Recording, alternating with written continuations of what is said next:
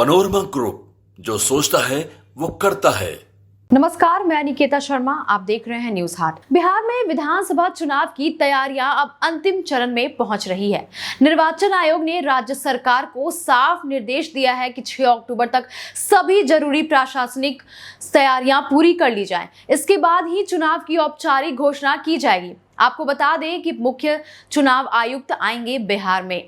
निर्वाचन आयोग ने जानकारी दी है कि 6 अक्टूबर के बाद मुख्य चुनाव आयुक्त बिहार आएंगे और चुनाव की तैयारियों की समीक्षा करेंगे। इसके बाद ही चुनाव कार्यक्रम की घोषणा होगी। इस दौरान आयोग राज्य के सभी जिलों में सुरक्षा व्यवस्था, चुनावी मशीनरी और प्रशासनिक तैयारी की गहन समीक्षा करेगा।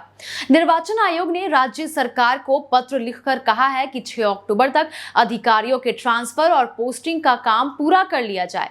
चुनावी निष्पक्षता के लिए यह प्रक्रिया बेहद अहम मानी जाती है। चुनाव आयोग चाहता है कि जो अधिकारी लंबे समय से एक ही जगह तैनात है, उन्हें हटा दिया जाए ताकि चुनाव प्रक्रिया पर किसी भी तरह का दबाव या पक्षपात न हो।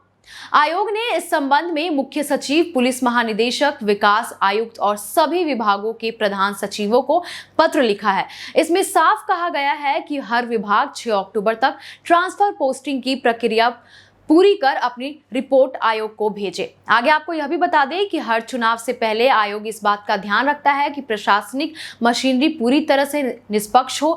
कई बार यह आरोप लगते हैं कि एक ही जगह वर्षों से बैठे अधिकारी सरकार या राजनीतिक दलों की दबाव में काम करते हैं। इस वजह से आयोग ने हमेशा चुनाव से पहले बड़े पैमाने पर अफसरों के तबादले कराने का नियम बनाया है। सूत्रों के अनुसार जैसे ही 6 अक्टूबर तक यह प्रक्रिया पूरी होगी और आयोग मुख्य सचिव व अन्य अधिकारियों से रिपोर्ट ले लेगा, उसके बाद बिहार विधानसभा चुनाव की तारीखों की आधिकारिक घोषणा कर दी जाएगी।